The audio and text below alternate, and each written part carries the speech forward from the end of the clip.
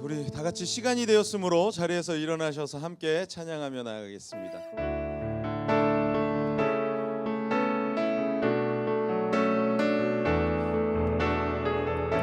십자가 십자가 십자가 십자가 그 그늘 아래 내 소망이 있네. 십자가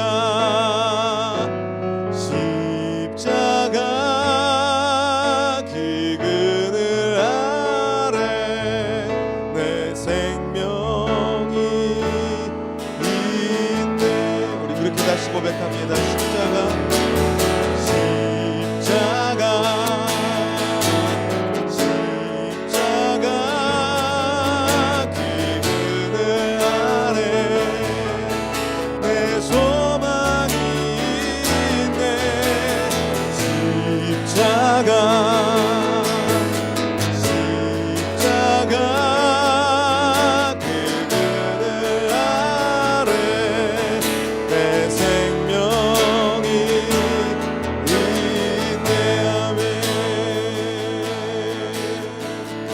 우리 함께 같이 기도하며 나아갈 때 십자가의 은혜를 사모하며 나아가기 원합니다.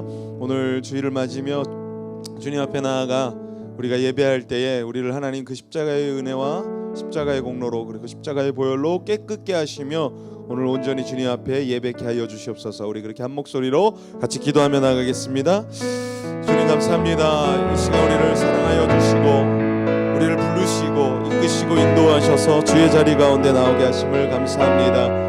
하나님 오늘도 예배하며 나아간 우리 모든 한 분 한 분을 기억하시고 또 그 십자가의 사랑 앞에서 하나님 우리가 회복하고 그 십자가의 사랑 앞에서 다시금 주를 바라보며 나아가는 거룩한 아침이 되게 하여 주시옵소서. 오늘도 이곳에 일하시고 역사하시며 우리 한심의 함심민들을 만지시고 회복하시는 그 하나님의 은혜를 기대하게 하여 주시옵소서. 십자가의 보혈을 십자가의 능력을 아버지 의지합니다. 오늘 모든 이 예배 가운데 올라 높임 받아 주시옵소서.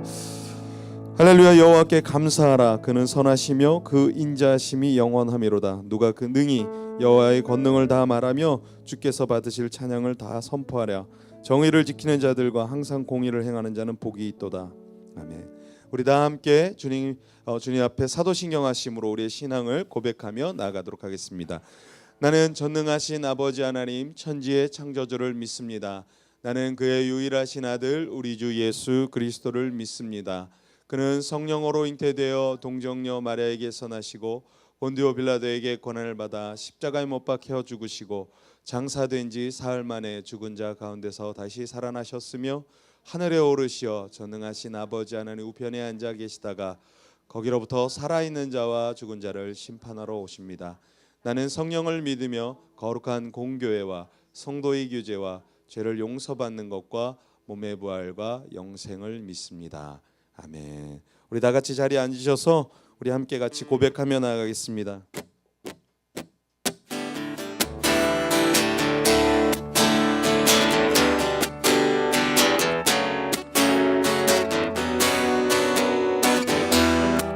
예수로 우리가 구주 삼음을 고백하겠습니다. 예수로 나의 구주 삼고 성령과 피로써 거듭나니 이 세상에서 내 영혼이 하늘의 영광 누리도다. 우리 한번 다시 고백합니다. 예수로 나의 구주 삼고 성령과 피로써 거듭나니 이 세상에서 내 영혼이 하늘의 영광을 누리도다. 이것이 나의 간증이요 이것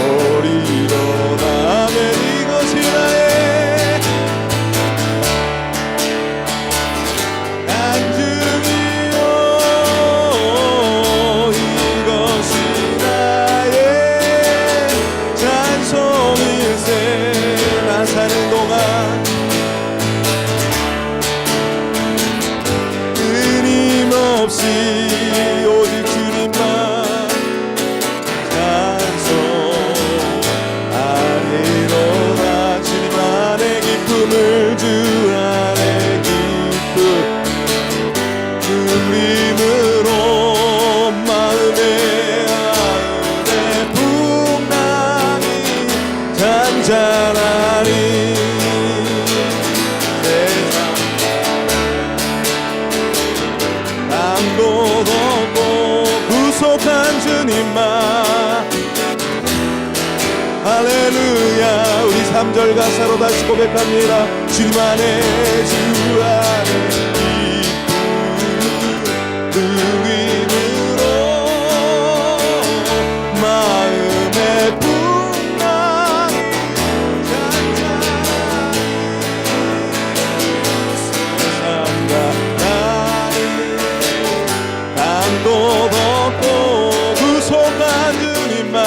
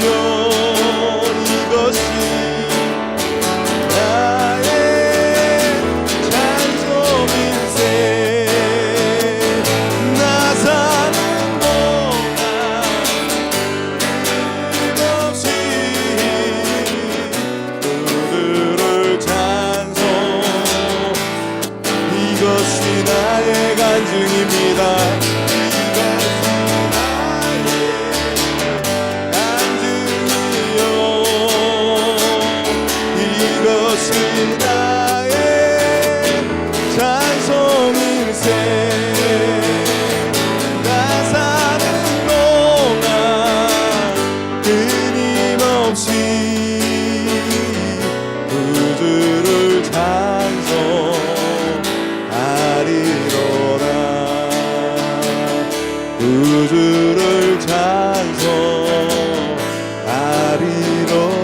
우주를 찬송 우주를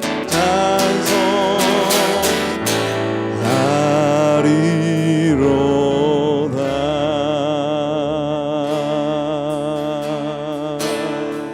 이 시간 우리 함께 있는 모습 그대로 주님 앞에 나아갑니다. 내 모습 이대로 사랑하시네. 연약한 그대로 사랑하시네.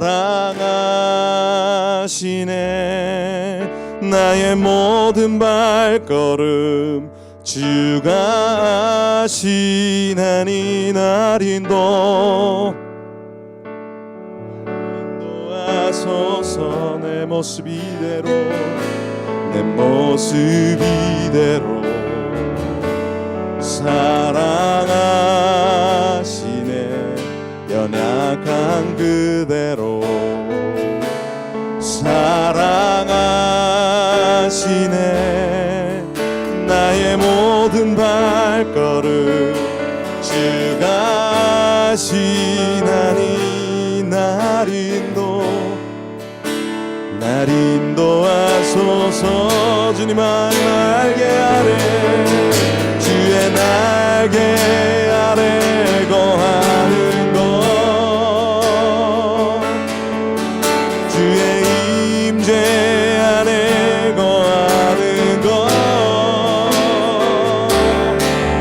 나의 가장 큰 소망 나의 가장 큰 은혜 주님과 함께 주와 함께 동행하느니 주의 날개 아래 주의 날개 아래 거하는 것 주의 임재 안에 거하는 것 나의 가장 큰 소망 나의 가장 큰 은혜 주님과 함께 주와 함께 동행하느니 우리 한 번 다시 고백하겠습니다. 내 모습 이대로 사랑하시네 연약한 그대로 사랑하시네 나의 모든 발걸음 주가 아시나니 날 인도하소서 날 인도하소서 내 모습 이대로 내 모습 이대로 사랑아 연약한 그대로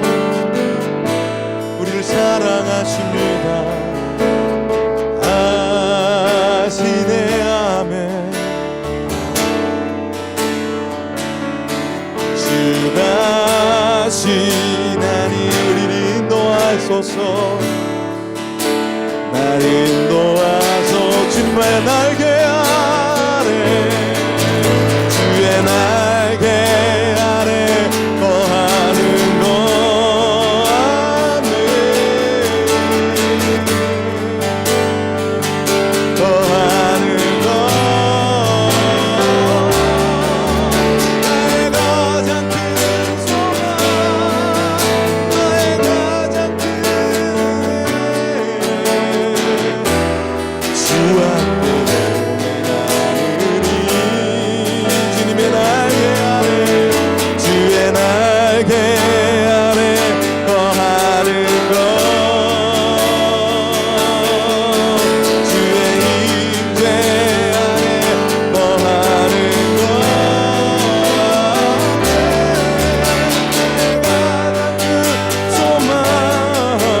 나의 가장 큰 은혜,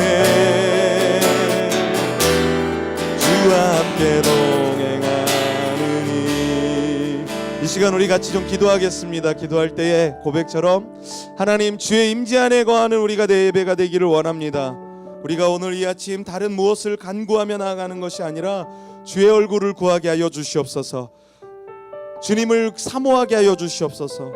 주의 말씀 앞에 우리가 더욱더 깨달아 알기를 경청하며 나아가는 시간이 되게 하시고, 주의 뜻 가운데 우리의 모습 있는 그대로 나아가는 오늘 이 아침 되게 하여 주시옵소서. 오늘 그의 정원교회 예배 가운데 주님 임재하시며 우리 예배를 흠양하여 주시옵소서. 우리 그렇게 같이 한 목소리로 기도하며 나아가겠습니다.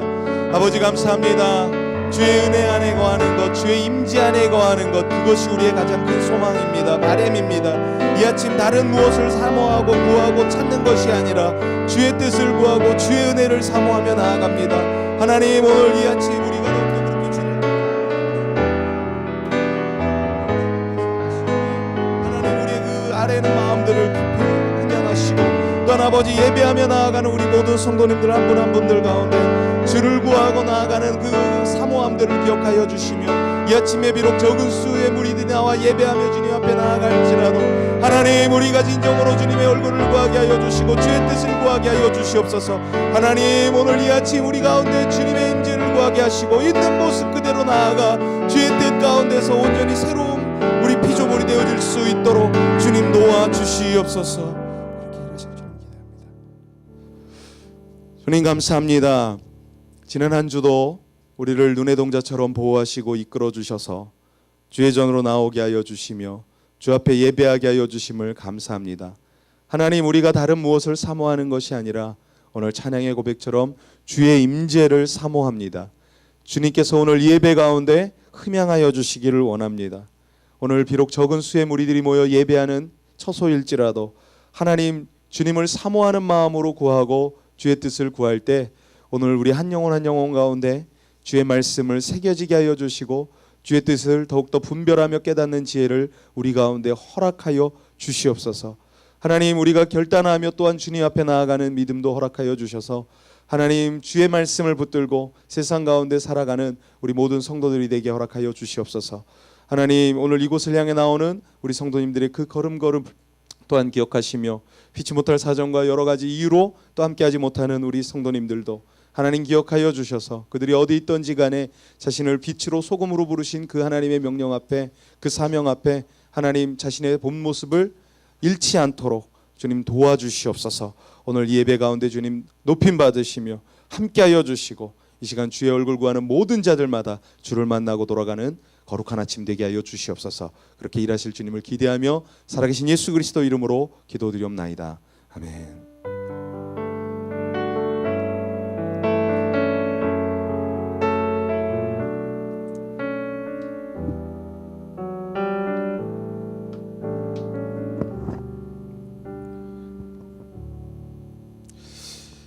우리 함께 말씀 봉독해 올리겠습니다. 사무엘상 4장 1절에서 22절까지 우리 긴 절입니다. 4장은 매우 길거든요.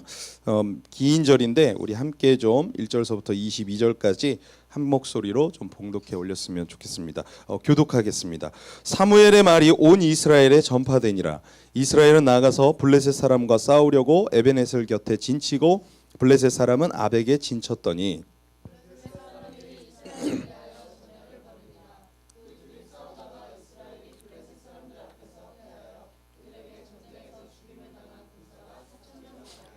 백성이 진영으로 돌아오매 이스라엘 장로들이 가로되 여호와께서 어찌하여 우리에게 오늘 블레셋 사람 앞에 패하게 하셨는고 여호와의 언약궤를 실로에서 우리에게로 가져다가 우리 중에 있게 하여 그곳으로 우리를 우리 원수들의 손에서 구원하게 하자 하니 이에 백성이 실로에 사람을 보내어 그룹 사이에 계신 만군의 여호와의 언약궤를 거기서 가져왔고 엘리의 두 아들 홈니와 비느하스는 하나님의 언약궤와 함께 거기 있었더라.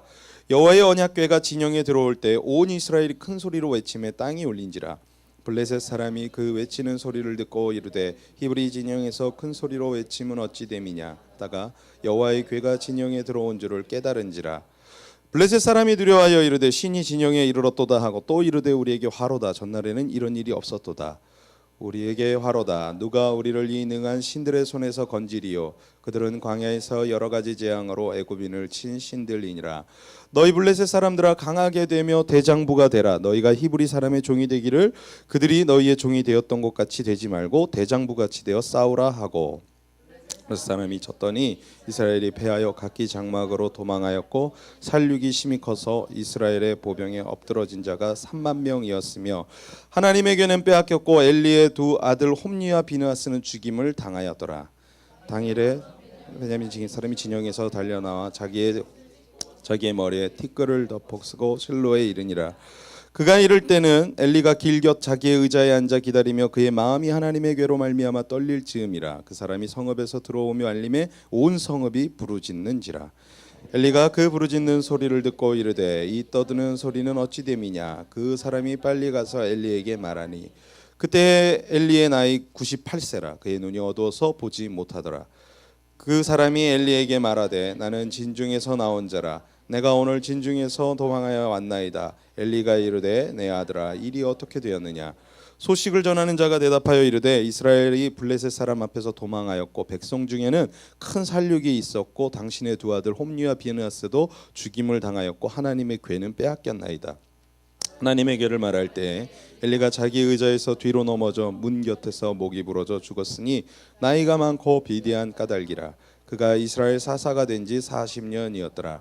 그의 며느리 비느하스의 아내가 임신하여 해산 때가 가까웠더니 하나님의 궤를 빼앗긴 것과 그 시아버지와 남편이 죽은 소식을 듣고 갑자기 아파서 몸을 굽으려 해산하고 죽어갈 때 곁에 서 있던 여인들이 그에게 이르되 두려워하지 말라. 내가 아들을 낳았다 하되 그가 대답하지도 아니하며 관념하지도 아니하고 이르기를 영광이 이스라엘에서 떠났다 하고 아이 이름을 이가봇이라 하였으니 하나님의 궤가 빼앗겼고 그의 시아버지와 남편이 죽었기 때문이며. 함께 봉독합니다. 또 이르기를 하나님의 궤를 빼앗겼으므로 영광이 이스라엘에서 떠났다 하였더라. 아멘. 예, 오늘 광고 말씀 올리겠습니다. 2017년 10월 29일 그의 정원교회 광고 우리 함께 전해드리겠습니다. 오늘도 그의 정원교회 주일 예배 오신 성도님들을 예수 그리스도 이름으로 축복하고 환영합니다. 옆에 분에게 그렇게 인사했으면 좋겠습니다. 환영합니다. 축복합니다. 이렇게 또 인사했으면 좋겠습니다. 네. 네. 오늘 이렇게 함께 예배할 수 있음이 주님 안에 기쁨됨을 믿습니다. 네. 오늘 식사를 섬기고자 하는 분들이 있으시다면 감동이 있으신 분은 이제는 그냥 이렇게 일러스트로 띄우시는군요. 정다운 전사님에게 문의해 주시면 감사하겠습니다.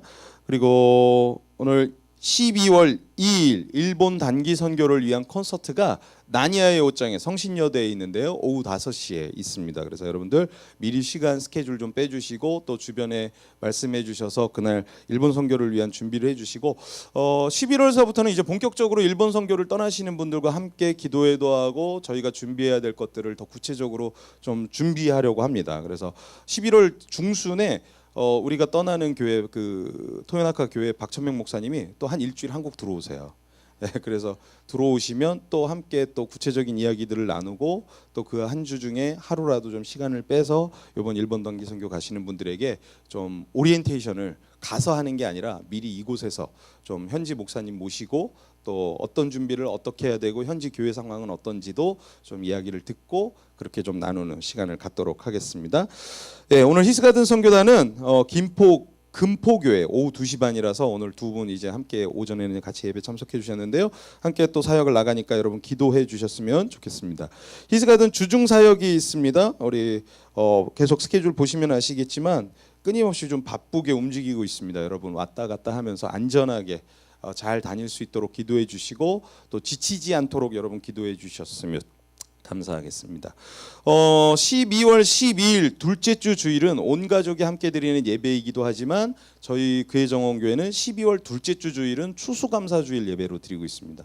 그래서 어느 교회는 뭐 이미 추수감사주일 예배를 드린 교회도 있어요. 그래서 교회는 각기마다 이제 그 추수감사 시즌이 조금씩 다른데 여러분들께서 기억해 주시고 둘째 주 주일은 온 가족 함께 드린 예배는 추수감사주일 예배다라는 거 기억하셨으면 좋겠습니다. 우리 2018년도 수능이 이제 19일 남았습니다. 우리 김수진 자매 또 이제 제주도 가서 또 시험 치르고 또 올라와야 되거든요. 기도해 주셨으면 좋겠고 또 입시생 이해찬 학생 또 여러분께서 기도해 주셨으면 좋겠습니다. 제가 주중에 우리 아들이니까 예찬이하고 좀 얘기를 해봤어요. 뭐 수시 준비하는 게 솔직히 만만치도 않고 쉽게 될 것 같지도 않은데 어떡할래? 라고 이야기했더니 자기가 정시를 준비해 보겠다고. 뭐 그래서 네 맘대로 하세요라고 했습니다. 그래서 정시를 또 준비한다고 하니까 여러분들께서 기도해 주셨으면 좋겠습니다. 기도 요청이 들어왔어요. 우리 일본 청년, 일본 성도님이시죠? 토모미 자매 외할아버지께서 최근에 위암 판정을 받으셨다고 해요. 그래서 다행히 위암 초기에 발견해서 큰 수술은 하지 않고 치료하는 과정이 있는데 여러분 간호하는 가족들을 위해서도 그리고 또 우리 외할아버지를 위해서도 기도해 주셨으면 좋겠습니다. 11월 8일 입원했다가 9일에 수술하고 11월 15일 퇴원 예정이라고 하니까 혹시라도 뭐 이렇게 그 페이스북으로 서로 친구가 되어 있으신 분들은 좀 메시지라도 보내시고 해서 격려해 주시고 기도해 주셨으면 좋겠습니다. 네, 공개적으로 제가 이 기도 제목을 붙이지는 않았는데 저의 개인적인 기도 제목이기도 한데 제가 이번 주에 저희 아버지 목사님께서 이번 주 월요일 지난주군요. 지난주에 전화가 갑작스럽게 와서 이야기를 했는데 폐암이시라고 저희 아버님께서. 그래서 지금 이번 주 중에 제가 잠시 좀 아버님이 병원에 입원해 계셔서 대전에 형님과 함께 내려갔다 왔거든요. 그런데 봤는데 건강하세요. 뭐 건강하시고 또 이제 오히려 더 담담하게 받아들이시고 다행인 것은 이제 그날 만나고 돌아오는 날 전화가 왔는데 검사 결과는 이제 암세포가 전이는 되지 않았다고. 그래서 폐에 있어서 하는데 수술은 할 수 없습니다. 그래서 수술을 하게 되면 이 세포가 암세포 중에도 이제 수술을 하면서 칼을 대는 순간 쫙 퍼지는 세포가 있는데 그 암이 현재 그런 상황이라고. 그래서 수술은 하지 못하고 이제 약물 치료로 이제 항암 치료로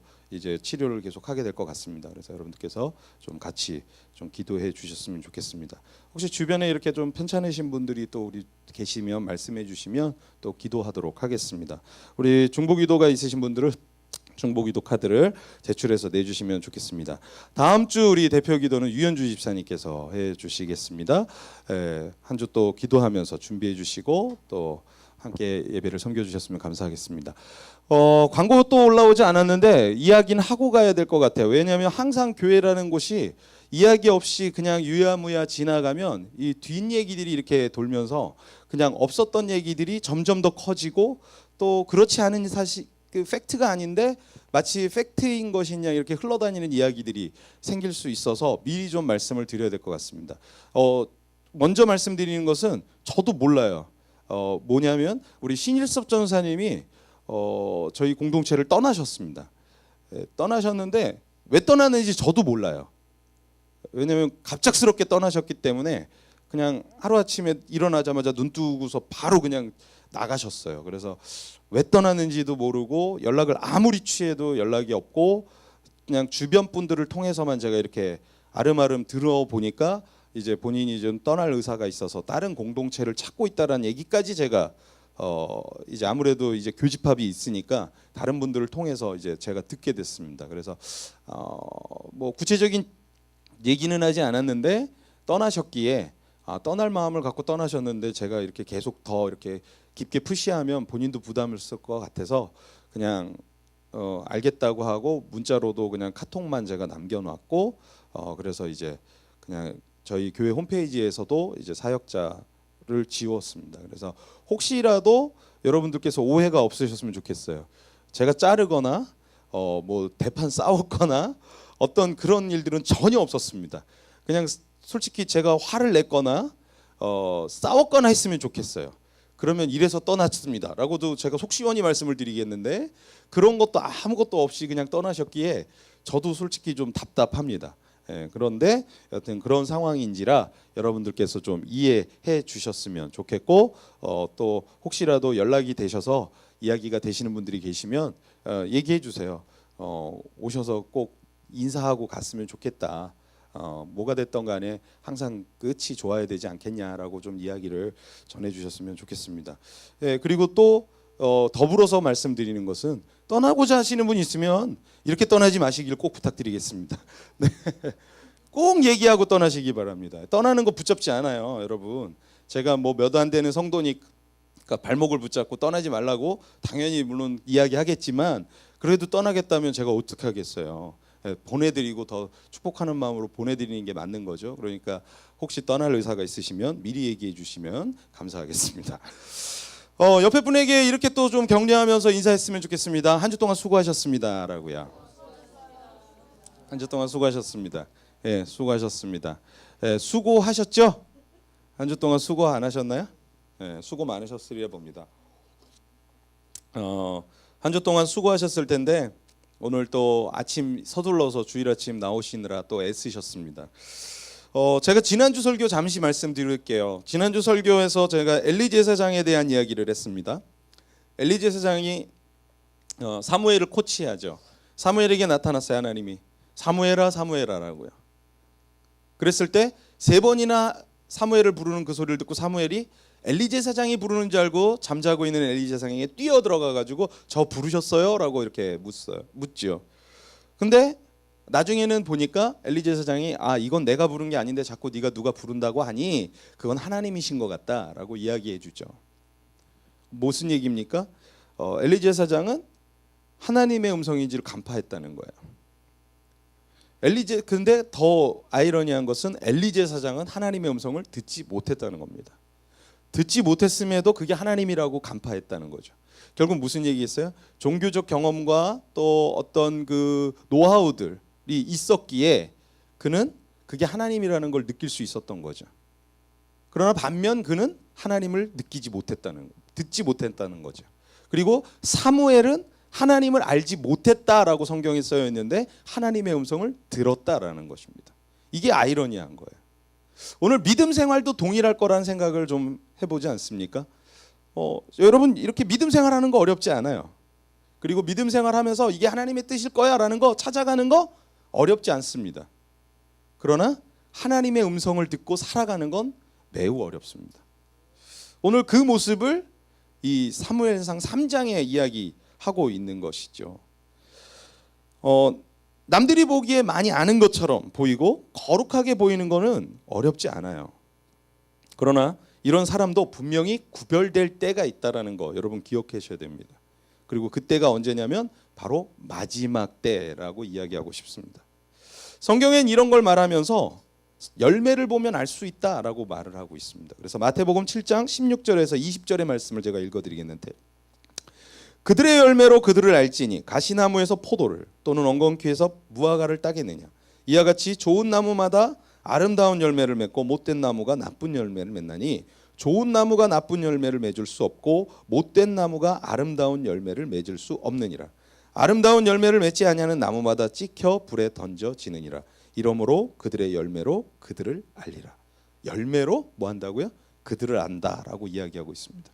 그러니까 결국은 마지막 때에 그가 누군지, 그가 어떤 사람인지 마지막을 보면 다 증명이 되어지는 거예요.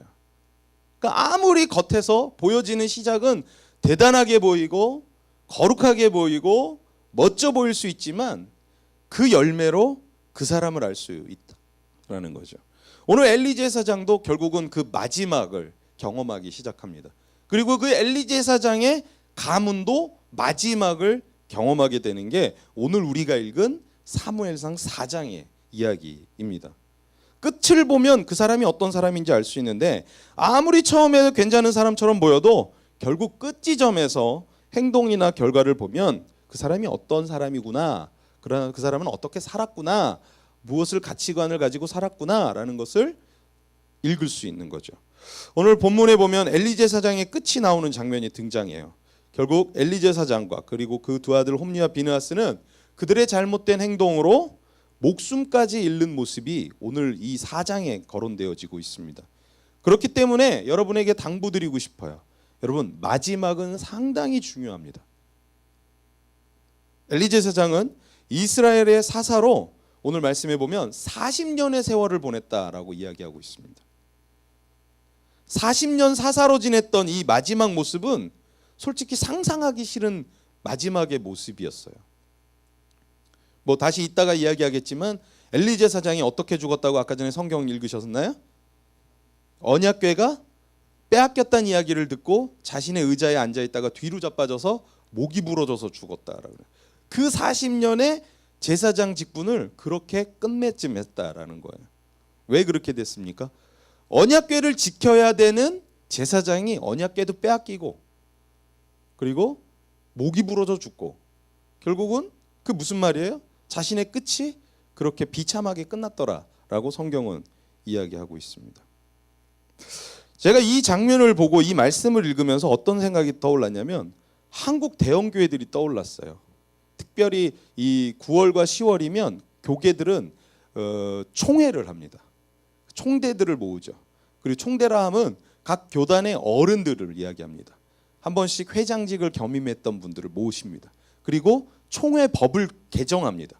나라에도 법이 있듯이 교계에도 법이 있어요. 이 교단법을 고칩니다. 교단마다. 근데 최근에 통합직 교단에서 여러분 다 들으셨겠지만 대형교회로 아주 유명하고 새벽 예배로 유명한 명성교회 원로 목사님이신 김삼호 목사님이 이번 주에 합법적으로 모든 교단법을 바꾸고 자신의 아들 김하나 목사에게 세습을 했습니다. 그리고 그 세습법이 다 통과돼서 이제 실제로 아들 김하나 목사가 이제 자신이 몸담고 있었던 새노래 명성교회를 사임을 하고 이제 그 이력서를 명성교회에다 제출했고 당회는 그거를 받아들이기로 했습니다. 그래서 지금 교단이 난리가 났어요. 여러분 아시다시피 명성교회 김삼환 목사님은 우리나라의 새벽 예배를 깨우는 선구자로 상당히 유명한 목사님이시고 정말 앞장섰던 목사님이십니다. 다시 생각을 해봐요. 부족함이 없는 목사님이셔요. 저도 제가 명성교회에서 어떤 기관에서 섬길 일이 있어가지고 이렇게 가서 섬겨보기도 했지만 어마어마합니다. 교회 스케일이나 뭐 성도님들이나 너무너무 큰 교회임에도 불구하고 이 끝이 왜 이런 식으로 엔딩을 맺을까라는 생각을 좀 해보게 되었어요. 그러면서 이 교회만 과연 그런가라는 생각을 해봤더니 꼭 그렇지는 않더라고요. 얼마나 많은 교회들이 지금 어수선합니까? 그리고 대형 교회들이 얼마나 많이 쓰러지고 있습니까? 전 이 모습을 보면서 오늘 이 말씀을 읽었던 모습과 뭔가 이 오버랩이 되는 듯했어요. 사사시대와 지금과 별반 다르지 않겠다라는 생각이 들었습니다. 오늘 우리는 현재라는 시간에 살고 있지만 끊임없이 자신의 마지막을 생각하면서 나를 돌아보며 관리하는 것이야말로 마지막 때 좋은 열매를 맺는 방법이라고 저는 생각해 봅니다. 제가 교회를 개척하기 3년 전에 개척을 하면서 제가 칼럼을 썼어요. 그리고 그 칼럼의 제목은 그렇게 적었습니다. 시작이라 쓰고 끝이라고 읽는다라고요. 무슨 말이에요? 시작을 하는데 저는 시작을 생각하기보다 끝이 보이더라고요. 내 끝이 어때야 될까라는 생각이 더 크게 와닿더라고요. 그래서 내 끝은 이랬으면 좋겠다. 그리고 내 나이에 이 나이 때 나는 좀 일찍 좀 퇴직했으면 좋겠다. 제가 이렇게 일찍 퇴직하겠다니까 목사가 이제 목사직 때려치고 저렇게 낚싯대 메고 이제 놀러 다니려고 그러나 보다. 이 생각하지 마시기 바랍니다. 그런 마음은 아니에요. 네. 그런 마음은 절대 아닙니다. 왜냐하면 제가 어느 정도 키워두면 그 다음 후임자는 와서 잘할 수 있거든요. 제가 나이 정년퇴직할 때까지 65세 70세까지 버텨서 교회를 했으면 좋겠습니까? 대답을 못하시네요. 아마 저도 원하지 않지만 여러분도 원하지 않을 거예요. 그리고 이건 절대 후배 사역자들에게 좋은 선례가 될 수 없습니다. 그래서 저는 그런 생각을 했어요. 그래? 원래 교단법에는 65세가 정년퇴직이고 본인이 희망하면 70세까지도 사역을 할 수가 있습니다. 근데 원래 내정이 적혀져 있는 65세, 그 65세에서 나는 좀 10년 앞당겨서 퇴직해야겠다. 은퇴해야겠다라는 생각을 했어요. 그럼 얼마 남았는 줄 아세요? 이제 10년 남았어요. 여러분 조금 불편하시더라고. 저하고 한 10년만 더 봅시다 좀. 그리고 저는 10년을 하고 저는 좀 선교지로 좀 가고 싶은 생각이 있어요. 그래서 제가 교회 개척을 3년 전에 하면서 나는 그렇게 할 거다라고 생각을 했어요. 마지막을 생각한 거죠. 웃기죠? 이제 시작하는 사람이 끝을 생각한다니까 아마 다들 비웃을 것 같아요. 그렇지만 저는 저의 끝이 어떠했으면 좋겠다는 생각을 해놓으니까 오히려 제가 목회의 방향을 더 잡기 수월하더라고요. 어떤 모습으로 가야겠다. 어떻게 사역해야겠다. 내가 이걸 하는 이유는 이거를 준비하기 위해서지 라고 생각이 들더라고요. 가끔은 우리가 너무나 코앞에만 바라보면서 생각하다가 결국 눈앞에 있는 이익만 쫓아가게 되고 결국은 먼 미래 자신의 모습이 어떤 모습으로 만들어질지 완성될지도 모르면서 내 코앞에 눈앞에 있는 거에 연연할 때가 얼마나 많냐는 거죠. 오늘 이 말씀을 계기로 저와 여러분이 자신의 끝 지점이 어떤 모습이면 좋겠다라는 것을 좀 그려보면서 살아셨으면 좋겠습니다. 내 끝에는 이랬으면 좋겠다. 내 끝에는 이런 모습이면 좋겠다.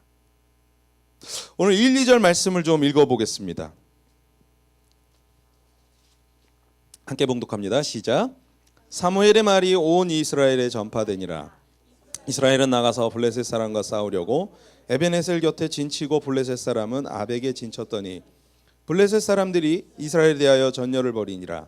그들이 싸우다가 이스라엘이 블레셋 사람들 앞에서 패하여 그들에게 전쟁에서 죽임을 당한 군사가 4,000명 가량이라. 앞에도 잠시 서론에서 말씀드렸지만 끝 지점을 생각하는 것, 저는 이것이 어떻게 보면 종교 개혁이 있다라고 생각해요. 여러분 오늘이 어떤 날인지 아십니까? 마틴 루터가 종교 개혁을 한 500주년을 하는 기념주일이 바로 오늘이에요.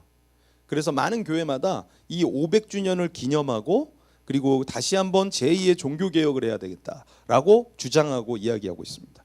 그리고 제가 친하진 않지만 그냥 아는 목사님의 교회에서는 오늘 예배가 없어요. 그 교회는 한 성도님들이 한 500~600명 정도 되는데 이분들은 오늘 예배를 드리지 않습니다. 왜 그러냐면 목사님이 그런 거예요. 진짜 종교개혁이 뭐겠냐? 우리 모여서 예배드리고 기념하는 거? 물론 중요할 수 있지만 그것보다는 우리 교회는 아직 형편이 좋은 교회니까, 왜냐하면 청담동에 있는 교회거든요. 좀 형편이 괜찮은 교회니까 차라리 우리 교회 성도님들 오늘은 다 작은 교회로 가십시오. 다 작은 교회 가셔서 예배드리시고 여러분 내시는 헌금 다 거기다 하십시오. 그러고 보냈어요. 그리고 예배가 없대요, 교회에. 어떻게 보면 정말 그게 진짜 종교개혁이 아닐까요? 종교개혁 기념주의라면서 기념헌금, 감사헌금 걷어가지고 또 교회의 부를 축적하는 것, 그게 뭐 그렇게 중요하겠어요? 그게 종교개혁일까요? 아니겠죠. 앞서 이야기한 것처럼 끝을 생각하면서 사는 사람이라면 저는 그게 종교개혁이라고 생각해요. 개혁 그러면 여러분에게는 어떤 의미로 와닿는지 모르겠지만 되게 정치적인 발언 같지 않으십니까? 근데 오늘 말씀을 준비하고 말씀의 제목을 종교개혁이라고 제가 지어붙이면서 마음에 드는 건 이것이 종교개혁, 어떤 단체나 기독교에게만 국한되어 있는 것일까요? 절대 그렇지 않습니다. 종교개혁은 어떤 단체가 변하는 게 중요한 게 아니라 오늘 내가 변하는 게 더 중요한 것입니다. 내가 변하지 않으면 종교개혁은 일어나지 않아요. 오늘 말씀을 준비하면서 어쩌보면 끝을 생각하는 것이 바로 종교개혁의 시작일 수도 있겠다라는 생각을 좀 해봤습니다. 그리고 그 끝을 알면서 끝을 준비하고 그 끝을 내가 누리려고 하는 게 아니라 나의 다음 세대들이 누릴 수 있게 만들어 놓는 것, 그것이 개혁자의 마음이겠구나라는 생각을 해보게 됩니다. 우리의 부모가 잘 살려고 노력합니까? 아니죠. 자녀에게 더 좋은 세상 만들어주고 싶어서 더 잘 살려고 노력하는 거 아니겠어요? 그러다 보니까 삶이 더 윤택해지고 변화가 일어나고 어렵게 살던 분이 더 잘 살게 되고, 그러니까 이거 하나의 이런 보여지는 외적인 것만으로도 그게 개혁 아니겠습니까? 그러니까 결국 무슨 얘기입니까? 개혁이라는 것은 오늘 내 안에서 그쳐지는 게 아니라 이어지는 거라는 것이고, 넘겨주기 위해서 내 선에서 끝내는 게 아니라 이어주기 위해서 노력하면서 끝을 생각하면서 나아가는 사람이라는 마음이 듭니다. 오늘 종교개혁, 과연 우리 안에 개혁은 없던가요? 그 개혁해야 될 것들이 무엇인지 오늘 말씀을 통해서 좀 발견해 봤으면 좋겠습니다. 오늘 말씀 1, 2절 읽었는데 사무엘의 말이 온 이스라엘에 전파되었다라고 합니다. 여기서 말이라고 하는 히브리어는요, 다바르라는 단어입니다. 이 다바르란 뜻은 말, 일, 사건들을 의미하는 뜻입니다. 그러니까 사무엘에게 하나님의 임재가 있었고 사무엘이 하나님을 만났고 사무엘에게 엘리 제사장의 가문이 어떻게 될 거라는 이야기가 온 이스라엘에 퍼졌다라는 거예요. 이 사건이, 이 말이 온 이스라엘에 퍼졌다는 거죠. 그래서 이스라엘에게 있어서 블레셋이란 나라는 끊임없는 외적입니다. 불편한 나라예요. 불편한 나라. 그러던 중 사무엘이 하나님의 계시를 받았다는 이야기가 온 이스라엘에 퍼지니까 이스라엘 사람들은 어떤 생각이 들까요? 아, 하나님이 새로운 나라를 이제 사무엘을 통하여 써내려가는구나. 그리고 축복하시겠구나. 우리 저 블레셋을 없애버리자 라고 하면서 전쟁으로 뛰어나가는 거죠. 하지만 이스라엘은 블레셋에게 아주 참패하고 말씀에 오늘 2절 후반부에 몇 명이 죽었다고요? 4,000명가량이 죽었다. 희한하죠? 하나님이 개혁을 일으키나 보다 사무엘을 통해서 라고 생각하고 전쟁을 치렀는데 오히려 나아가서 참패를 하고 4,000명이나 죽습니다.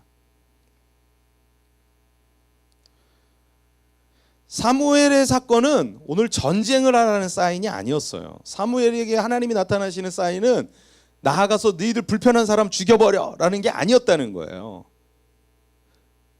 무슨 얘기예요? 나 자신을 돌아보고 회개하라는 뜻이었어요. 사무엘에게 왜 내가 나타났겠니? 엘리 제사장한테 나타나지 않고 어린이 사무엘에게 내가 왜 갔겠니? 너희들이 귀 닫고 눈을 막고 안 보니까 내가 이 아이에게 간 거 아니겠니?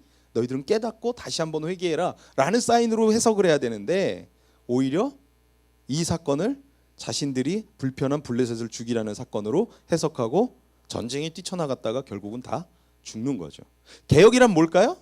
불편한 사람을 옆에 사는 사람을 개선시키는 걸까요? 너 왜 그렇게 사니? 라고 하면서 내 주변을 막 개혁하는 거예요. 그게 개혁일까요? 그건 개혁이 아니에요. 진정한 개혁은 뭡니까? 나를 변화시켜 나가는 거예요. 나를 회개하는. 내 안에는 저 모습이 없었나? 라고 발견하는 거죠. 야곱의 이야기를 여러분이 잘 알 거예요. 야곱 삼촌 라반에게 정말 딜대로 뒤인 인생 아니었습니까? 근데 야곱에게 라반은 어떤 존재인 줄 아십니까? 바로 야곱의 모습이라는 거예요. 삼촌 라반에게 당했잖아요. 그죠? 야곱이 누굴 속였어요? 형 에서를 속였잖아요. 부모를 속였잖아요. 아버지를 속였잖아요. 근데 결국 누구에게 속아요? 본인은 외삼촌 라반에게 속잖아요. 이 말이 무슨 말이에요? 그러니까 야곱이 인생을 개혁하기 위해선 삼촌 라반을 처형시키고 없애는 게 개혁인가요? 아니에요. 왜 삼촌 라반이 야곱에게 존재했을까요? 뭐하라고? 나를 변화시키라는 거죠. 오늘 사무엘에게 하나님이 나타나신 이유는 전쟁에 나가 싸워서 그 옆에 적장 블레셋을 죽여 없애라는 뜻이 아닌데 이들은 자칫 잘못 해석해서 오히려 불편한 나라 블레셋 없애라는 사인으로 해석하고 나갔다가 처참하게 4,000명의 군사들이 죽어버려요. 진정한 개혁은 먼저 나부터 시작하는 거예요. 오늘 내가 부족한 게 있나? 내가 잘못한 게 있나? 나에겐 저런 모습이 없나? 나를 자꾸 돌아보고 나를 깨달으면서 나아갈 때 내 안에 개혁이 일어나기 시작하는 거죠. 그리고 내 안에 개혁이 일어날 때 더 큰 의미로 더 나아가서 종교개혁이 일어나는 거예요. 오히려 이 일로 엘리야와 두 아들이 회개하고 다시 한번 이스라엘의 영적 회복을 이뤄나가야 되는 시점이었던 거죠. 하지만 그것들은 그것을 자신들에게 눈의 가시로 여겼던 블레셋을 전쟁하라고 사인이라고 생각하고 오해하고 참패를 경험합니다. 3절 말씀 한번 읽어보겠습니다. 시작. 백성이 진영으로 돌아오매 이스라엘 장로들이 가로되 여호와께서 어찌하여 우리에게 오늘 블레셋 사람 앞에 패하게 하셨는고 여호와의 언약궤를 실로에서 우리에게로 가져다가 우리 중에 있게 하여 그곳으로 우리를 우리 원수들의 손에서 구원하게 하자 하니. 문제를 돌아보며 자신을 관찰하는 자세 정말 중요합니다, 여러분. 오늘 3절의 말씀에 보면 전쟁에 참패한 이스라엘 사람들이 돌아와가지고 왜 졌지? 분명히 사무엘은 계시를 받았는데 왜 졌지? 어떻게 된 일이야? 라고 하면서 스스로 문제를 찾아보기 시작하는 거예요. 근데 더 문제는 뭔지 아십니까? 문제를 찾다 잘못된 방법을 찾는 경우들이 더러더러 있다는 거죠. 그래서 정말 그 시점에라도 4천 명이 죽고 난 시점에라도 야, 이거는 전쟁을 하라는 사인이 아닌가 보다. 하나님이 이렇게 참패하게 한 이유는 나 회개하라 그러나 보다. 우리가 먼저 회개해보자. 영적인 대각성을 일으키나 보다. 우리 회개하자라고 성찰하는 게 먼저인데 어떤 방법을 세우십니까? 오늘 보면 언약궤를 실로에 있는 언약궤를 갖고 오자 하더니 잘못된 방법을 또 동원하기 시작하더라라는 거죠. 오늘 진짜 회개는, 진짜 개혁은 나를 돌아보는 것이다라고 생각합니다. 앞서 제가 우리 신일섭 전사님 이야기 잠깐 했는데, 제가 신일섭 전사님에게 정말 못된 악역을 한 사람이었어요. 어찌 보면 죄송합니다. 저 때문에 나갔을 수 있어요. 왜냐하면 제가 이렇게 항상 문제가 있고 해결이 안 될 땐 불러 앉혀놓고 좀 윽박질렀어요. 그래서 혼냈어요. 전생 그러시면 안 된다고. 그리고 제가 어느 순간서부터는 전사님 이제 고칠 수 있도록 제가 옆에서 코치할 거니까 제 말 들으세요 라고 제가 이야기했어요. 근데 전사님이 되게 힘들어했었어요. 제가 아시다시피 잠시 여행을 다녀왔죠. 일본에. 여행을 가서 그 짧은 시간에도 계속 5만 가지 생각을 했어요. 왜 연락이 안 되지? 왜 안 오지? 내가 어떻게 해야 되지? 막 고민했어요. 그러다가 제가 내린 결론이 있어요. 그리고 진짜로 돌아오는 날 제가 신일섭 전사님한테 카톡을 보냈어요. 그리고 신일섭 전사님 이 방송 들으시면 연락 주십시오. 제가 카톡을 보냈어요. 전사님 할 말이 있습니다. 정말 제가 돌아오는 목요일 날 돌아왔는데 목요일 날 공항에서 출발하면서 문자를 보냈어요. 전사님 제가 한국에 돌아가면 한 8시쯤 될 것 같으니까 하고 싶은 말이 있으니까 꼭 보시고 연락 주십시오. 저랑 대화 좀 하시죠. 라고요. 제가 어떤 마음으로 그 문자를 보냈냐면 이런 거였어요. 아시는 분은 아시겠지만 저는 그닥 운동을 좋아하지 않습니다. 그리고 잘하지도 못합니다. 그래서 운동을 즐기지 않습니다. 그래서 어떤 분들이 저에게 자꾸 이렇게 축구하자 그러고 족구하자 그러고 저에게 자꾸 이렇게 운동을 권하면 저는 슬쩍 피하고 싶습니다. 그 자리를. 그리고 이렇게 교육자들하고도 이렇게 지내다 보면 자꾸 이렇게 몸 쓰는 일을 자꾸 만들어서 이렇게 단합대회를 자꾸 하십니다. 그러면서 저한테 요청하죠. 이번에 우리 교육자 MT는 이거 할 거니까 같이 가시죠. 그러면 저는 꼭 목사님을 찾아가서 얘기합니다. 목사님 죄송한데 제가 그날 스케줄이 있어서 하고 뺍니다. 네, 당연히 스케줄이 있습니다. 제가 거짓말로 하는 게 아니고. 왜요? 불편하니까. 제가 생각을 해봤어요. 우리 일섭 전사님한테 제가 그렇게 하고 있지 않았나? 라는 생각이 들었어요. 그래서 제가 이런 생각이 들었어요. 내가 그렇다면 일섭 전사님한테 그거 하지 말라 그래야겠다. 그거 본인이 부담스러워하는 거 그거 자꾸 하라고 하니까 얼마나 내 말이 힘들고 여기 머무르는 게 얼마나 어려웠었겠나 라는 생각이 들더라고요. 그래서 제가 그날 목요일 날 돌아오면 그 얘기 좀 하고 싶었어요. 그래서 전사님 그냥 전사님 하고 싶은 거 하세요. 전사님한테는 그게 장기고 장점이니까 하고 싶은 일 하세요. 전사님 못하는 건 우리가 할게요. 그거 우리가 하면 되지. 조금 더 잘하는 놈이 더 수고하면 되지 뭐. 그런 생각으로 이야기를 하고 싶었어요. 저는 이게 여러분에게 왜 이런 예화를 드냐면 이거예요. 내 안에 개혁이 일어나기 시작을 하더라고요. 그 사람을 고쳐야겠다가 아니라 내 안에 그 사람을 향해서 뭔가 이해하지 못하는 부분들을 이해해 보려고 노력하다 보니까 내 안에도 그 부분이 있더라고요. 자꾸 부담스럽게 하는 것들 있더라고요. 나도 그렇게 시키면 싫어하는 게 내 안에 있더라고요. 그럼 시키지 말아야겠다 라는 생각이 들더라고요. 또 이와 비슷한 일들이 최근에 저희 가정에 있었습니다. 우리 여찬이가 좀 사고를 좀 크게 치고 왔어요. 지난 일주일 전에. 제가 한 번도 얘기하지 않았는데 제가 여찬이와 심각하게 이야기를 하고 이야기를 좀 하고 대화를 하다가 제가 요즘 깨닫는 게 한 가지 있어요. 하나님이 이 일을 통해서 나를 만들어 가시는구나 라고요. 저는 부모로서 아버지로서 엄한 아버지로서 아이에게 너 그러면 안 돼! 이렇게 해! 이렇게 해야 되는 거야! 막 이랬어요. 그런 아버지였어요. 그러다 보니까 애는 더 힘들어지는 거, 더 삐뚤어지는 거야. 근데 제가 이런 생각을 했어요. 오히려 이 일 때문에 내가 하지 말라고 하기보다 내가 이 일을 이 아이의 이 모습을 인정하고 받아주는 게 더 부모스럽지 않을까? 어른스럽지 않을까라는 생각을 좀 하게 됐죠. 그래서 최근에 이틀 전에 밤에 앉혀놓고 좀 진지한 이야기를 좀 하면서 내가 널 그렇게 하기로 했다. 인정한다. 라고 인정하기 시작했고, 가만 내가 예찬이와 이렇게 마찰이 빚어지고 힘들 때마다 제 삶을 돌이켜 이렇게 보니까 제가 그러면서 한 개씩 한 개씩 부서지고 있더라고요. 제 고집들이 꺾이고 제 생각들이 내려지고, 그러면서 이 아이에게 더 마음을 제가 열어주고 있더라고요. 이렇게 보여주고 있더라고요. 그러면서 오늘 말씀이 떠오르는 거예요. 개혁이란 내가 누구를 향해서 고쳐나가는 게 아니라, 개혁이란 내 속에서 인정치 못하던 것들을 인정하고 받아들이기 시작하는 거라는 거죠. 진정한 종교개혁이라는 것은 너는 너, 나는 나가 아니에요. 그리고 진정한 종교개혁은, 진정한 교회는, 개혁을 일으키는 교회는 이 교회에 죄인들이 넘쳐나고 심지어는 교계에서 내놓으려고 하는 동성애자들도 들어와야 되는 거예요. 그래야 돼요. 그래야 진정한 종교개혁인 거예요. 너는 너, 나는 나가 아니에요. 이 민감한 상황이라 뭐 더 깊이 얘기하면 뭐 저 목사님 이상한데 사상이 불순한데 이럴 수도 있을 것 같아요. 근데 제 의미는 그거예요. 이해하지 못하던 것들을 이해하기 시작하는 거죠. 받아들이는 거죠. 문제를 돌아보고 자신을 돌아보고 그 안에서 진정한 해답들을 찾아가는 것, 저는 이게 진짜 종교개혁이라고 생각합니다. 오늘 전쟁을 치르는 이 에벤에셀이라는 장소에서 언약궤가 있는 실로라고 하는 곳은 37km나 떨어져 있는 곳이었습니다. 그러니까 이 보관하고 있었던 언약궤를 가지고 오려면 거의 하룻길을 걸어갔다가 왔다 갔다 해야 돼요. 그 전쟁 가운데.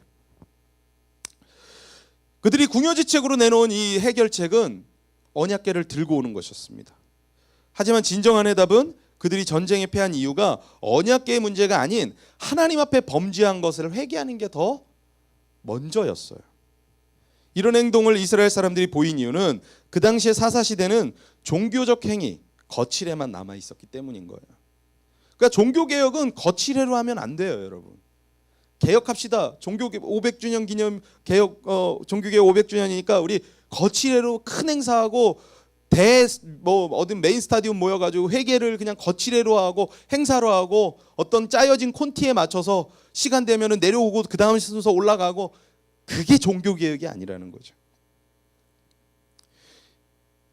오늘 이들이 언약궤를 가지고 그 전쟁에 나오는 이 행동은 올바른 행동이 아니었어요. 진짜로 그들이 행해야 될 건 뭐였냐면, 이 언약궤를 갖고 오기 이전에 우리가 정말 언약을 지키면서 살고 있었는지를 돌아보는 게 먼저였어요. 그런데 언약궤를 갖고 오는 행위로 자신들이 전쟁에서 이길 거라고 착각한 거죠.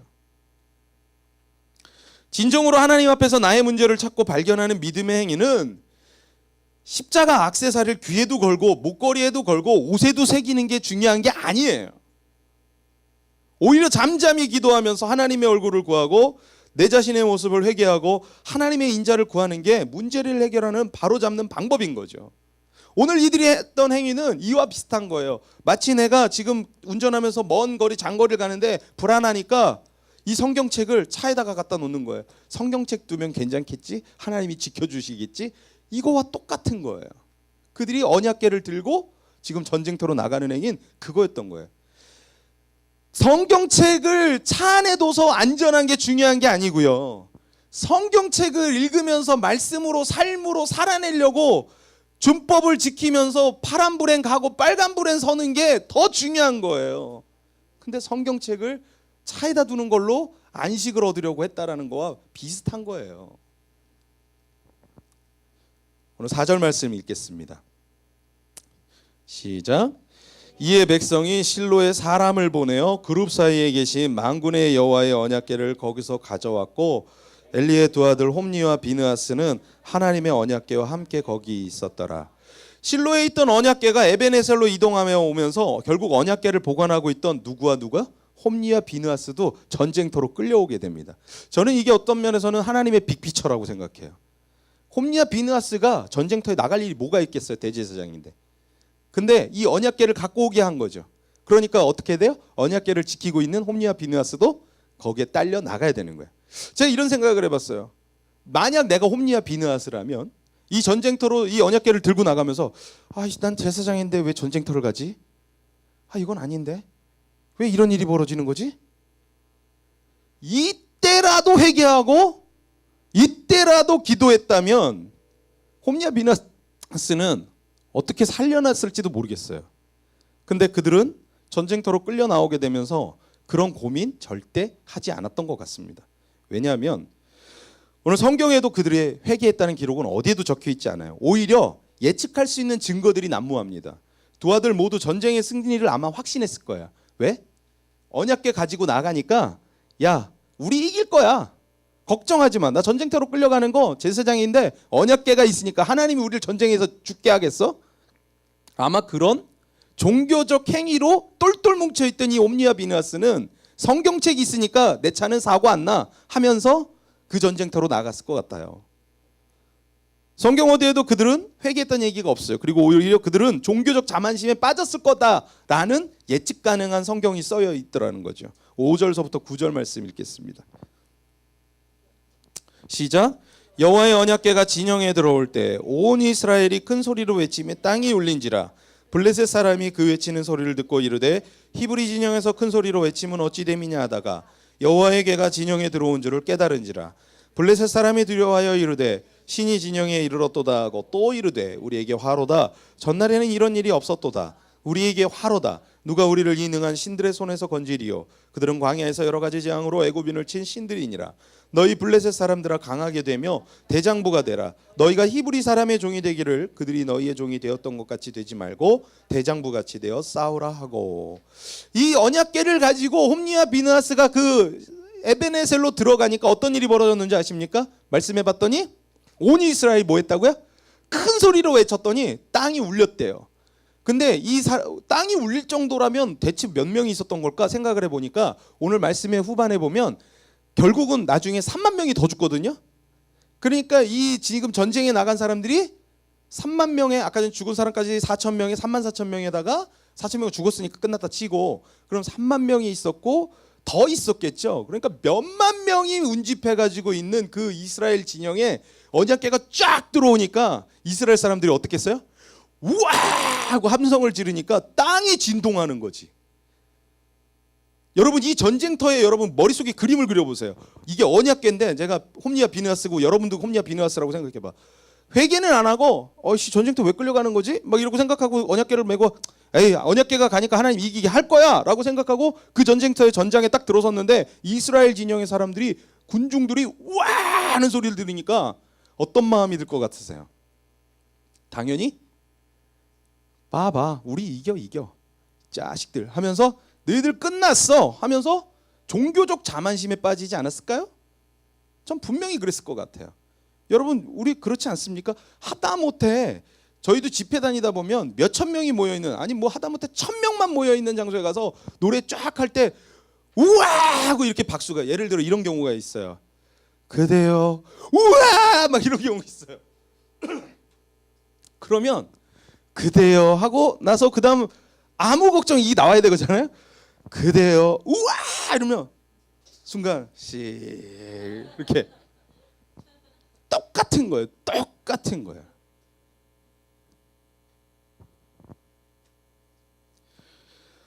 오늘 이 소리를 들으며 전쟁터에 들어온 홈리와 비느하스 얼마나 자만심에 빠졌을까요? 심지어는요 오늘 말씀해봤더니 적장의 블레셋 군인들도 언약궤가 들어왔다는 이야기를 들으니까 야 저 언약궤는 광야에서 하나님이 이스라엘 백성들을 지키면서 승리케 하셨다는 그 상징물 아니냐. 저게 들어왔다고? 우린 큰일 났다 라는 얘기가 쓰여 있는 걸 보니 여러분 기고만장할 만하잖아요. 이 장면의 말씀을 읽고 묵상하면서 든 생각은 앞서 이야기한 것처럼 현대 교회와 기독교가 이런 모습이 아닐까 생각이 들더라고요. 그러면서 내 모습이 이렇진 않을까? 종교적 자만심 보여지는 걸로는 남들이 봤을 땐 상당히 괜찮은 사람처럼 보이고 경건의 모양이 보이는 그런 사람이 아닐까? 그래서 경건의 모양이 있으니까 경건의 능력까지도 가지고 있을 것 같이 보이지 않을까? 라는 생각이 들더라는 거죠. 우리 교회가 그렇게 경건한 모양을 지키고 있으니까 교회는 경건의 능력도 있을 거라고 생각하지 않습니까? 그래서 세상에선 그걸 기대하는 거잖아요. 교회는 경건의 모양이 있으니까 경건한 능력도 있을 거고 교회를 통해서 세상은 변할 거라고 생각하잖아요. 그래서 블레셋 군인들이 겁을 먹듯이 세상은 교회를 향해서 기대하잖아요. 그러나 세상을 교회가 변화시키던가요? 왜 못 변화시킬까요? 결국 이거예요. 경건의 모양으로는 세상은 개혁이 일어나지 않는다라는 거예요. 여러분이 아무리 거칠애를 잘하고 아무리 예배를 수십 번 드려도 아무리 많은 헌금을 해도 그걸로 세상은 변하지 않아요.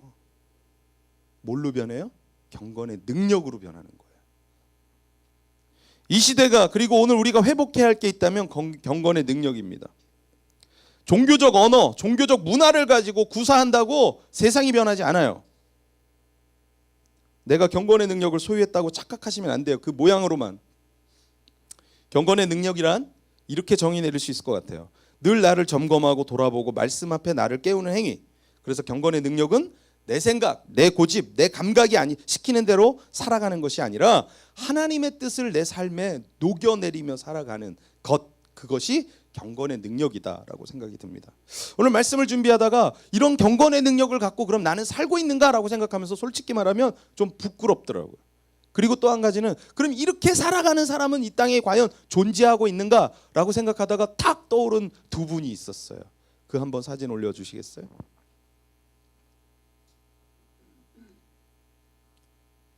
네, 누구죠? 한번 읽어봐 주시겠습니까? 마리안느와 마가렛이라는 수녀님이 있어요. 이분들은 누구시냐면 오스트리아 분들인데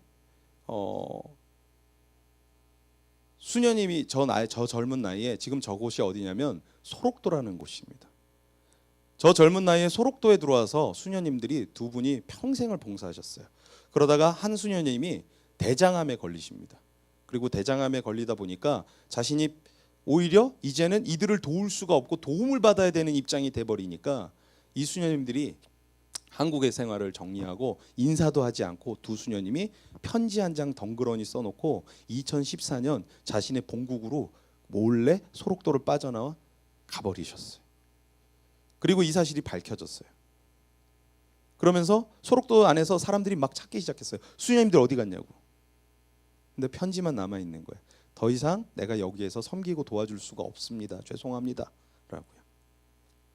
계속 넘겨주세요. 이런 곳이죠. 저도 소록도를 방문한 적이 있는데 제가 방문했을 때도 저분들은 계셨는데 뵙지는 못했어요. 네. 넘겨주세요. 이렇게 소록도에서 그 어느 누구도, 여러분 소록도 가보셨습니까? 나병이 걸리면, 이 한센병이 걸리면 모든 게 문드러져요. 저도 제가 청년 때 갔을 때 저를 음식을 대접하시는 분이 코가 없으셨어요. 콧구멍이 3개예요. 손가락은 이미 1개밖에 없어요. 왜? 다 잘려져 나갔어요. 근데 그 손으로 저희를 대접하겠다고 음식을 막 대접해가지고 밥을 차려주신 거예요. 여러분 맛있게 식사할 수 있으세요? 저는 솔직히 말씀드리면 그때 되게 맛있게 먹었어요. 왜냐하면 그때는 제가 비위가 좀 강했어요. 그리고 그때는 좀 제가 죄송하진 않지, 나한테 평가니까 좀 멍청했어요. 그래서 그런 앞뒤 생각을 잘 못했어요. 그래서 너무 맛있게 먹고 솔직히 거기서 한 3그릇 먹었어요, 밥을. 근데 같이 갔던 일행들은 식사를 못 하더라고요. 나중에 돌아오고 나니까 함께 갔던 형님이 저한테 너 대단하다 그래. 뭐가요? 어떻게 그렇게 잘 먹냐 그러더라고요. 그래서 맛있는데 왜? 전 그거밖에 없어요. 맛있던 거예요. 그게 누가 만들었는지는 중요하지 않고 맛이 좋은 거예요. 그렇게 맛있게 먹었어요. 근데 대부분의 사람들은 못 드시더라고요.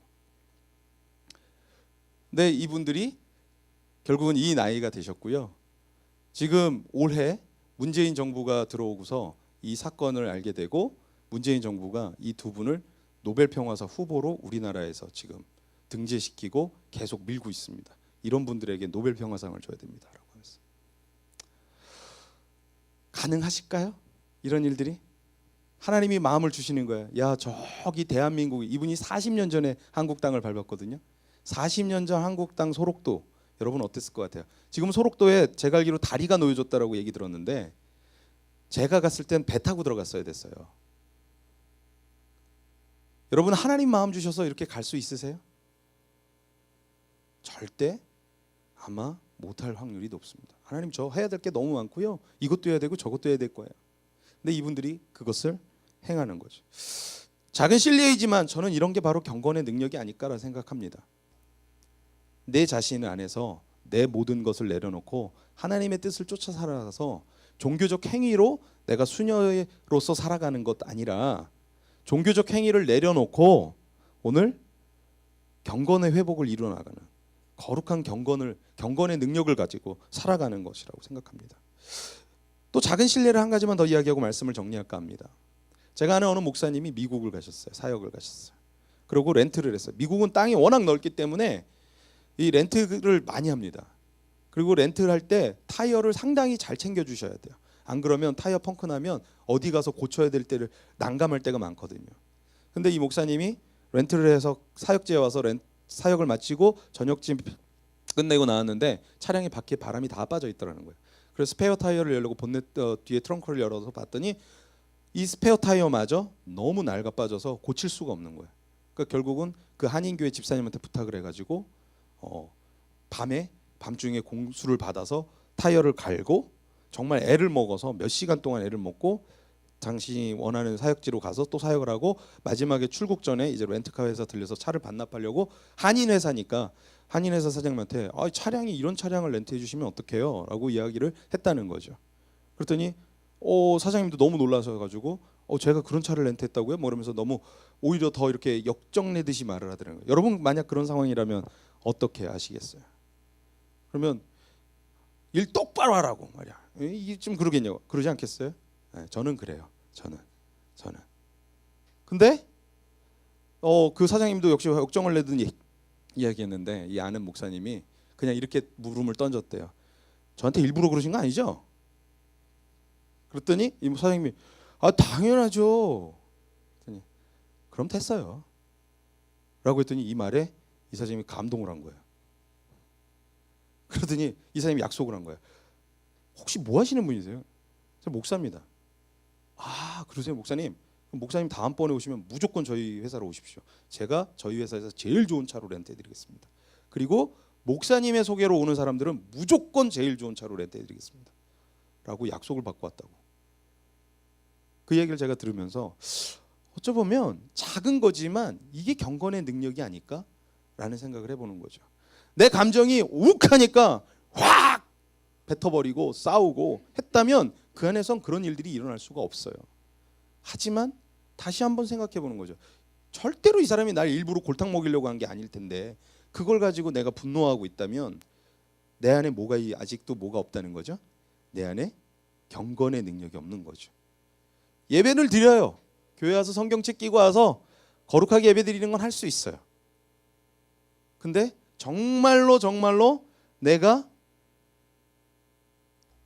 경건의 능력을 보여줘야 되는 현장에서는 그게 나타나지 않더라. 그렇다면 아직 내가 많이 부족한 거죠. 내 안에 아직 개혁이 필요한 거죠. 제가 이런 기도를 했습니다. 어느 때인가 이런 기도를 하게 되더라고요. 하나님, 모든 사람이 무서워할 수밖에 없는, 두려움 수밖에 없는 상황에 놓여질 때 저는 잠잠히 두려워하지 않으며 하나님을 구할 수 있는 사람이 되게 해주십시오. 저는 그게 경건의 능력이라고 생각해요. 모든 사람이 다 두려워해요. 예를 들어 비행기가 막 흔들리면 떨어질 것 같은 추락하는 상황, 다 두려워할 상황이죠. 그러나 그 상황 앞에서 하나님을 신뢰하는 사람은 어떻게 하는 거죠? 두려워하지 않으며 잠잠히 하나님을 구하는 거죠. 저는 이게 경건의 능력이 아닌가 생각해봐요. 분노할 수 있는 상황에 분노하지 않는 것, 짜증낼 수 있는 상황에 짜증내지 않는 것, 내 주장을 높일 수 있는 상황에서 내 주장을 높이지 않으며 오히려 하나님의 뜻을 구하면서 내 마음을 누르는 것, 다스리는 것. 내 계획이 이건데 하나님 이렇게 살아가는 게 맞지 않아요? 라고 이야기할 수 있는 상황일 때 하나님의 마음이 그게 아니라고 하면 내 마음을 언제든지 포기하고 내려놓을 수 있는 것, 저는 이것이 오늘 경건의 능력이라고 믿습니다. 오늘 이스라엘 사람들은 그렇게 하지 않았어요. 자신들의 주장, 자신들의 방법, 언약궤를 메고 성전으로 전쟁터로 들고 나갔다가 결국 그 언약궤를 빼앗기고 말았습니다. 그리고 그렇게 빼앗기면서 그 소식을 들은 엘리 제사장은 목이 부러져 죽고, 결국 또 성경 말씀에 더 뒤이어 나가면 어떤 내용이 나오냐면 그 며느리조차 비느하스의 부인이었던 부인이 해산하다가 결국 죽음을 당하고, 그 죽음을 당하는 상황 속에서 아이를 낳았는데 이 아이의 이름이 이가봇이라고 지었어요. 이가봇은 뭔지 아십니까? 하나님의 영광이 떠났다라는 거예요. 오늘 결국 무슨 얘기입니까? 경건의 능력을 소유하지 못했던 이 이스라엘, 그리고 경건의 능력을 가지지 못했던 이 엘리 제사장의 가문이 엉뚱한 짓을 하기 시작하는 순간 이가봇, 하나님의 영광이 떠났더라 라고 아들 이름을 짓고 이 며느리가 해산하다가 죽어버렸어요. 저는 진정한 종교개혁이 일어나야 되는 이유는 하나님의 영광이 떠나버렸기 때문인 거예요. 하나님의 영광을 회복하기 위해서는 이 반대의 의미인 히브리어, 여러분 너무나 잘 아는 말씀이죠. 임마누엘, 하나님의 영광이 떠난 게 아니라 하나님이 우리와 함께 하신다. 종교개혁이라는 것은 하나님이 우리와 함께 하신다는 걸 믿는 거고, 하나님이 우리와 함께 하시기 때문에 이 세대의 방법을 쫓아가는 게 아니라, 언약궤를 짊어매는 게 아니라, 성경책을 끼고 사는 게 경건의 모습을 갖는 게 개혁이 아니라, 성경을 펴 읽으며 그 말씀의 뜻을 헤아리며 하나님의 말씀을 깨닫는 것이 진정한 종교개혁이라는 것이죠. 그게 임마누엘, 종교개혁을 일으키는 우리가 해야 될 일이라는 것이죠.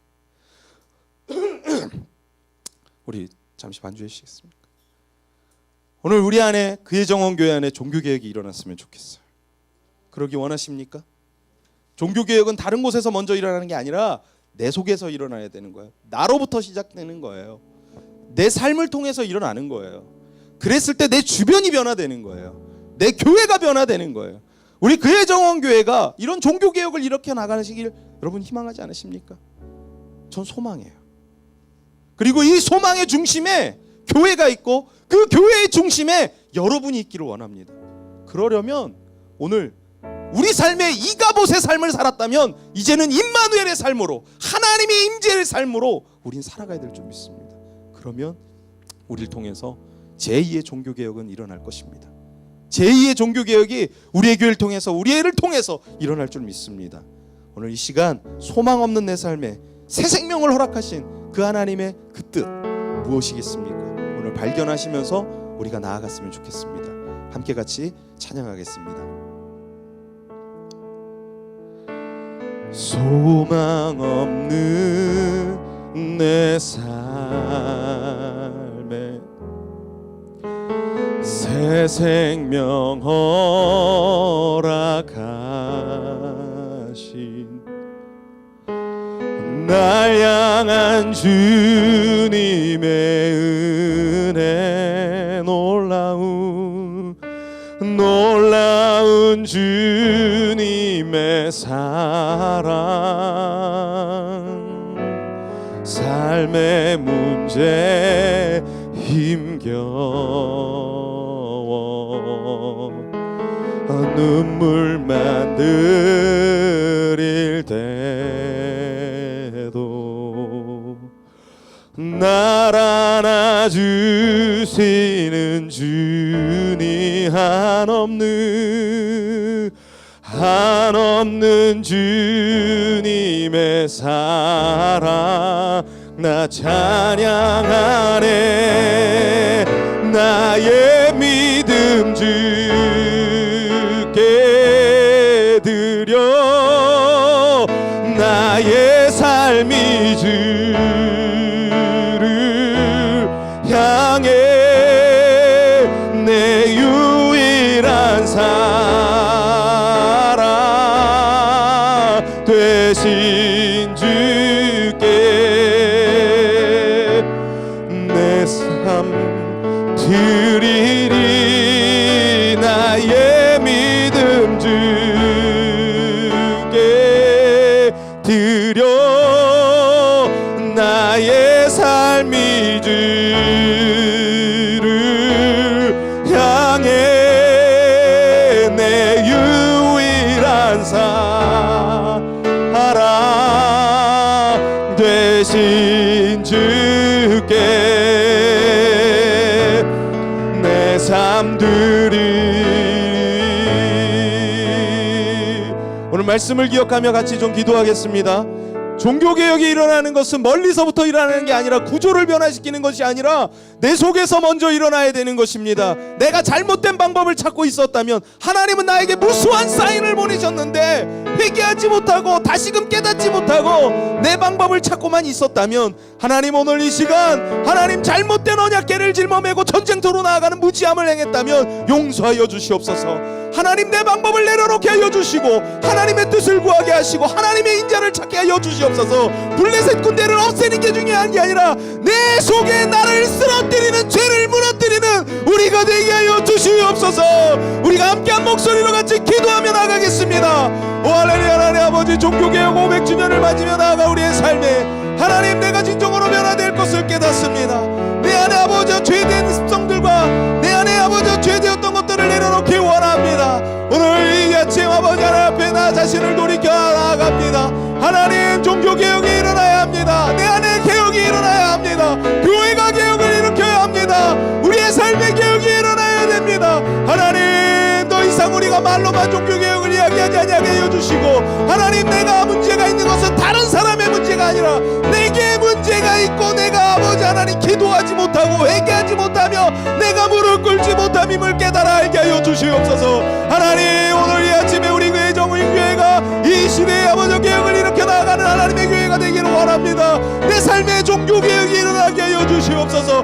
내 안에 하나님의 개혁이 일어나게 하여 주시옵소서. 하나님 우리 눈손녀님을 통해서 보는 것처럼 하나님 내 삶의 개혁이 일어나게 하여 주시고 우리의 교회가 개혁을 일으켜 나가게 하여 주시며 시대를 아버지 책임지며 하나님 나아가게 하여 주시고 거창한 것 다 집어치우고 하나님 우리 자신의 삶이라도 먼저 변화시키는 우리가 되기를 주여 원합니다. 내 삶을 변화시켜 주시옵소서. 주님 오늘 이 아침에 우리가 그렇게 나아갑니다. 우리의 믿음을 주님 앞에 드립니다. 우리의 찬양을 받아 주시옵소서. 오 주님 개혁을 일으켜 나가는 우리의 교회가 되게 하여 주시옵소서. 그렇게 일하실 주님을 사모합니다. 우리 찬양합니다. 나의 믿음을 주께 나의 믿음 주께 드려 나의 삶이 주를 향해 내 유일한 사랑 되신 주께 내 삶 드리리 나의 믿음 주께 드려 나의 삶이 주를 향해 내 유일한 사랑 되신 주께 내 삶 드리리. 아멘. 하나님 감사합니다. 이 찬양처럼 우리가 살기를 원합니다. 소망이 없는 우리 삶에 생명을 주시고 삶의 문제에 힘겨운 내마다 눈물을 흘리는 우리이지만 그럼에도 불구하고 사랑하시고 그럼에도 불구하고 우리에게 하나님의 뜻과 계획을 주시니 하나님 감사합니다. 오늘 고백처럼 우리의 믿음을 주님께 드리게 해주십시오. 연약함도 드리게 해주십시오. 나약함도 내려놓게 해주십시오. 있는 모습 그대로 주님 앞에 나아가게 해주십시오. 하나님 제2의 종교개혁이 어떤 구조로 일어나고 단체에서 일어나는 것이 아니라 우리 속에서 일어나기를 원합니다. 내가 먼저 돌아볼 수 있게 해주십시오. 이스라엘 백성들이 언약궤를 짊어매고 잘못된 문제풀이로 그 인생이 더 꼬이게 되었고 심지어 언약궤를 적진에 빼앗기는 어리석음을 범하지 않았습니까? 하나님 혹시 우리가 우리의 문제를 잘못 해석하고 풀이를 하고 있다면 하나님 그것이 블레셋에게 문제가 아니라 오늘 우리에게 문제임을 알게 하여 주시옵소서. 그래서 깨달아 개혁이 일어나게 하시고 그래서 더욱더 하나님 안에서 하나님의 방법을 찾아서 내 방법을 내려놓고 하나님의 뜻을 구하면서 하나님의 얼굴을 찾아 나아가는 제2의 종교개혁이 오늘 우리 성도님들 가운데 일어나게 하시고 우리 교회 가운데 일어나게 하여 주시옵소서. 그렇게 일하실 주님을 기대하며 살아계신 예수님 이름으로 기도드리옵나이다. 아멘. 우리 다 같이 자리에서 일어나셔서 주님 앞에 귀한 예물 봉헌하며 올리도록 하겠습니다.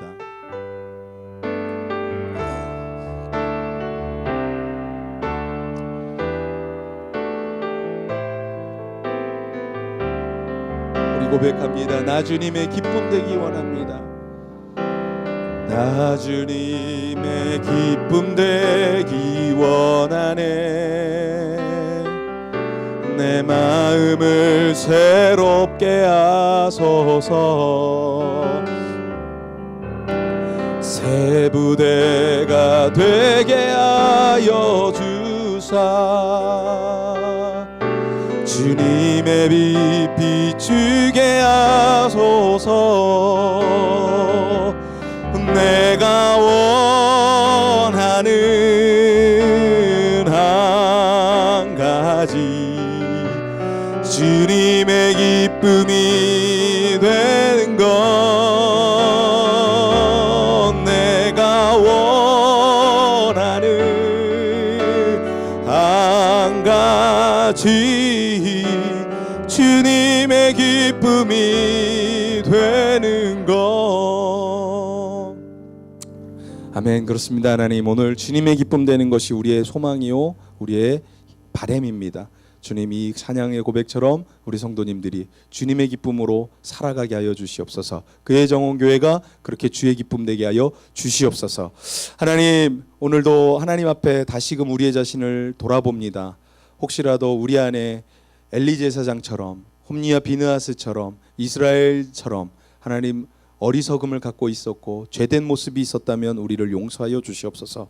다른 방법을 찾는 것이 아니라, 그리고 다른 방법으로 자신의 삶을 영위하는 것이 아니라 내 자신을 돌아보면서 내가 변화되기를 기대하며 바라보고 있는 그 하나님 앞에 무릎 꿇고 나아갈 수 있는 우리 모든 성도님들이 되게 하여 주시옵소서. 그러므로 제2의 종교개혁이 우리 삶에서, 우리 교회에서 일어나게 하여 주시고, 문제 있는 것을 문제라 이야기할 것이 아니라 내 안의 문제들을 먼저 발견하고 그것을 하나님의 뜻 가운데서 하나님의 방법으로 풀어나가는 믿음의 삶을 우리가 살게 허락하여 주시옵소서. 그래서 더욱더 주가 원하는 바들을 이 땅 가운데 개혁으로 일어나가는 우리 모든 성도님들이 되게 하여 주시옵소서. 지금은 우리 주 예수 그리스도의 크신 은혜와 하나님의 무한하신 사랑과 성령님의 교통감화 역사하여 주심이 이제 제2의 종교개혁을 우리 안에서 이루기를 원하며 꿈꾸며 사모하며 머리 조아리며 나아가는 우리 모든 성도님들의 그 머리 위에, 가정 위에, 사역 위에, 학업 위에, 직장 위에, 일터 위에, 오늘도 복음을 증거하며 열방 가운데 수고하시는 우리 선교사님들의 사역지 위에, 저 북녘 땅 위에 오늘도 문화로 사역하며 주의 나라를 세워나가는 우리 DIJ 그레이데이 히스가든 위에 지금부터 영원토록 함께 하시기를 간절히 축원하옵나이다. 아멘.